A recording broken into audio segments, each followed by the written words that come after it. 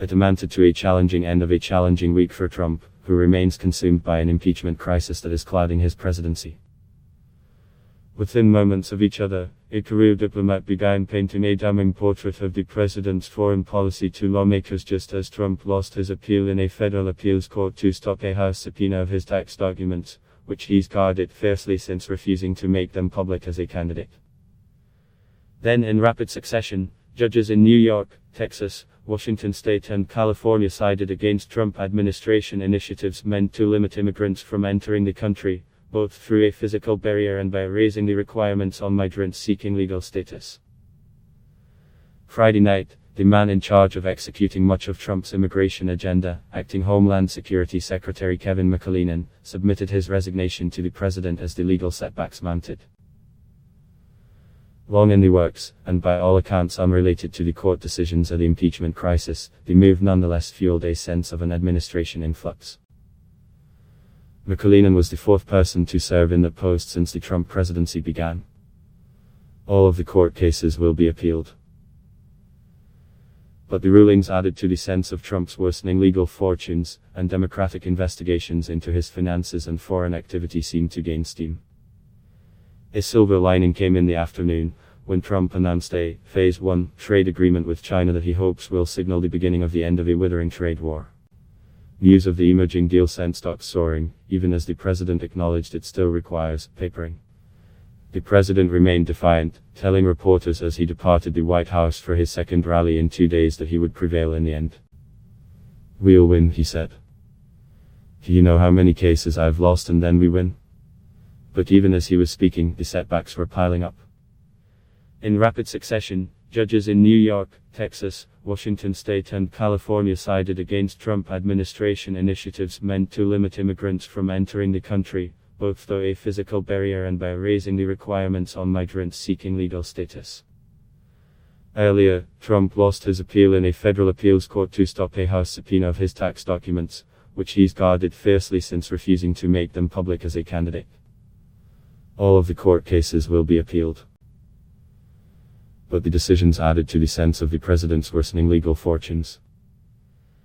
A disgruntled deposition trouble began in the morning, when Trump's ousted ambassador to Ukraine, Marie Yovanovitch, strode into a deposition on Capitol Hill behind a pair of dark glasses. 3 days earlier, the White House had issued a letter declaring the administration would refuse to comply with Democrats' requests as they speed ahead in their impeachment efforts, saying the proceedings were illegitimate. Democrats said the White House tried to prevent Yovanovitch's testimony on Thursday evening, so they were forced to issue a subpoena. In talking points distributed to allies, the White House said that "we are not concerned with any information Yovanovitch might share, because the president did nothing wrong." But in her prepared testimony, the career diplomat was scathing in her assessment of how Trump conducts foreign policy and of the actions of some of his confidants. "Although I understand that I served at the pleasure of the president, I was nevertheless incredulous that the US government chose to remove an ambassador based, as best as I can tell, on unfounded and false claims by people with clearly questionable motives," she said in a 10-page statement obtained by the New York Times and the Washington Post. Yovanovitch's appearance on Capitol Hill illustrates the limits of the legal strategy laid out by Trump's lawyers earlier this week. While the administration has worked to bar officials from appearing before lawmakers, they do not seem able to prevent those officials from complying with subpoenas compelling them to appear. Already a number of administration officials have signaled they are willing to break with Trump's dictate to not cooperate in the investigation. After his voluntary appearance was derailed by the State Department this week, US Ambassador to the European Union Gordon Sondland plans to appear next Thursday after being subpoenaed by congressional investigators. Democrats have also scheduled depositions next week with Deputy Assistant Secretary of State George Kent and State Department Counselor Ulrich Breckball. Fiona Hill, the White House's top Russia advisor, who left the administration in August, has been scheduled to appear for a deposition on Monday. It's not clear if all intend to appear, and one Trump congressional ally downplayed the testimony of administration officials as defiance of the White House, saying they're doing so only under subpoena. But the pattern of administration officials choosing Congress over the White House remains a remarkable choice for a president who routinely demands loyalty from those who work for him. A no authority error was another signal Friday that the White House strategy of refusing to cooperate could face an uphill battle. In the tax document ruling, the Federal Appeals Panel wrote it has no authority to require the House to take a full vote in support of a subpoena to investigate the president, citing the Constitution. It's the first major case at the appeals court level in the standoff between the House and Trump. The president so far has lost all of his challenges to stop House subpoenas that have been decided at the trial court level.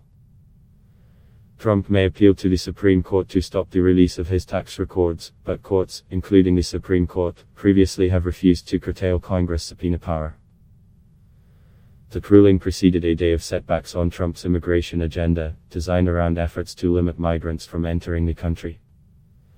A federal judge in Texas ruled the president's national emergency declaration to build a border wall unlawful and appeared poised to block the use of those funds. At issue is $3.6 billion in military construction funds that has been diverted to build the wall, which remains one of Trump's chief campaign promises. Meanwhile, judges in New York, California and Washington state blocked implementation of a Trump administration rule that would make it more difficult for immigrants who rely on public assistance to obtain legal status, just days before the regulation was set to take effect. Under the proposed rule, many green card and visa applicants could be turned down if they have low incomes or limited education because they'd be deemed more likely to need government assistance in the future, including most forms of Medicaid, food stamps and housing vouchers. Trump appeared nonplussed by the immigration setbacks as he departed the White House on Friday afternoon for a rally in Louisiana. He was emerging from a meeting with China's vice premier, where he announced a Phase 1 trade deal he said amounted to a love fest after months of friction. "We lost on immigration?" he asked when questioned about the string of rulings. "I haven't heard that. We'll win. We'll turn, you know how many cases I've lost and then we win. It impedes democracy," Stephen Miller, who leads Trump's efforts on immigration, told reporters in the White House driveway.